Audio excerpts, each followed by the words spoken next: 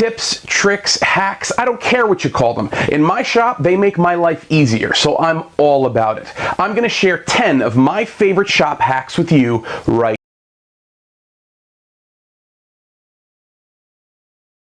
So my back is still a mess. I found out I have a large herniation at the L5-S1. I don't know what that means, but it hurts. So I thought in order to bring some value to you guys, I would share my shop hacks with you. Now, I have a ton of these, but we're gonna start with 10 of them for the day. I think that should be enough. There's not gonna be a lot of fancy editing. There's not gonna be a lot of that. Actually, I'm even gonna take my apron off because it's just too hot in my shop right now. Oh, wait, I'm attached to my microphone. There we go. So, ow. Let's get to it. Shop hack number 1, really easy. Boom. Dry erase markers. Dry erase markers. I don't know if you can see those.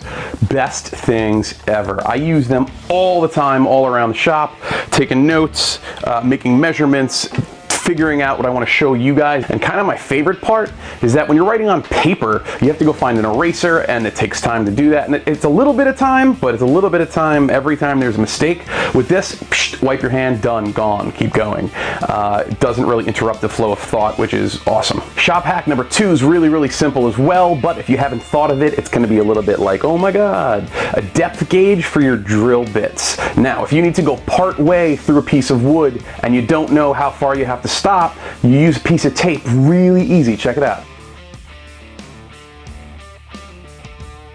The next shop tip actually deals with gluing wood together. Most of the time when you go to glue 2 pieces of wood together and you put the glue in the center, they slide when you try to clamp them. Really easy fix for that, but we gotta go to the kitchen first.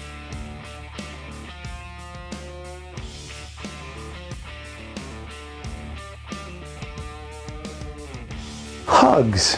The answer is hugs. No, it's not. Just take that guy. Salt. Yes, regular, stupid, iodized table salt. Using it makes just enough friction between the 2 pieces of the wood and the glue that it doesn't go anywhere. The next shop hack was taught to me a long time ago by my father. So long ago, I can't even remember the first time I used this. And that is simply when you open a new can of paint, before you go to use it, take either a nail or an awl, or in this case I'm going to use a nail set, go around the perimeter of the can and add some holes.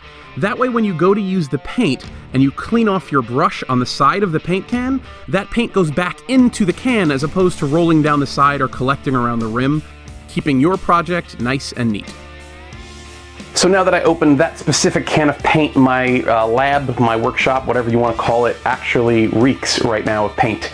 So I'm going to do a shop hack I wasn't planning on doing. Totally free of charge, here's your bonus tip. And I can't take credit for this one. This one I actually got from, I think, Bob Vila from This Old House, or no, it wasn't him. One of the guys from This Old House from their awesome YouTube channel, which, again, if you don't know about, you should totally check out. Lots of awesome stuff on there. This is a ventilation hack, I guess you'd call it. Really simple to do. I don't know how it's going to come out on film because I have to film at the window with the light outside being very bright today, but we'll see. First, measure the distance across your window frame and then find a piece of wood that matches that dimension. You're then going to hold it up, open the window, and mark exactly where that open window space is on that piece of wood. Grab 2 screw hooks and put them into the wood in that open window space that you've marked out. You're then going to take the measurements between those 2 screw hooks and transcribe that onto a box fan. Screw out those 2 holes, affix the piece of wood to the window frame. You know what? This might be a bad idea leaning over a table with a back injury.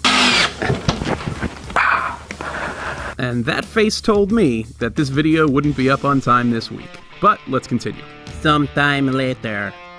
Then all you gotta do is hang the fan from those hooks, plug it in, and bada boom, ventilation. Often when you're hanging something on the wall, you need a free hand to hold whatever it is that you're putting up. So instead of having all the screws in your hands, you can put a magnet on your drill to hold all of those screws for you, and it works great. Now, number 6 deals with my favorite workshop duo, and that is CA glue and activator, also known as crazy glue, and the stuff that makes it stick really fast. Whenever you're using wood glue in the shop and you're putting 2 pieces of wood together, but you don't want to wait to have to clamp and let it dry, you can use CA glue and activator to temporarily hold the wood together, giving the wood glue time to dry but allowing you to get on with your project.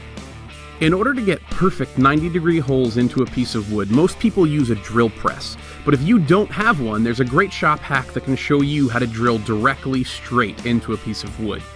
The first thing you do is take a right angle straight edge or a square and draw a 90-degree line to the side of a piece of wood. Then using that line that you've drawn to calibrate one direction, and the wood itself to calibrate the other direction, as long as you keep them in line with both of those, you'll get a straight hole every time.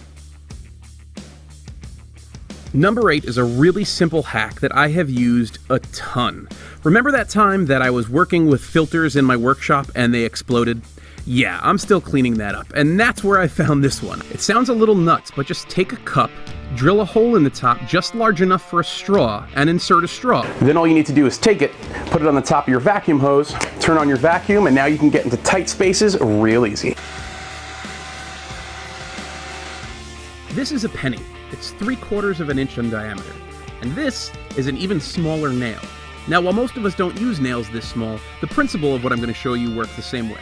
There is no way I can drive this nail into a piece of wood while holding it in my fingers without smashing my hand. Now, if I take a pair of pliers and I hold this, I can put it into the wood without any issue at all. The last of the tips, tricks, and hacks I'd love to share with you today starts by driving 2 screws into the back of your workshop door, then taking 2 magnets, putting them on a bottle opener, and putting that on the back of your door as well. So what's the point of this hack? Really easy. When you're done with all this work, it's time for soda. And you'll always know where your bottle opener is to open one. Do they even make soda in glass containers? No? Well, whatever. We'll see you guys next time, Wednesday, 4 o'clock. If you love this one, click subscribe and make sure to smash that little bell icon. That'll attach you to me, and anytime I upload something new to the internet, you will be made notified immediately. Take care.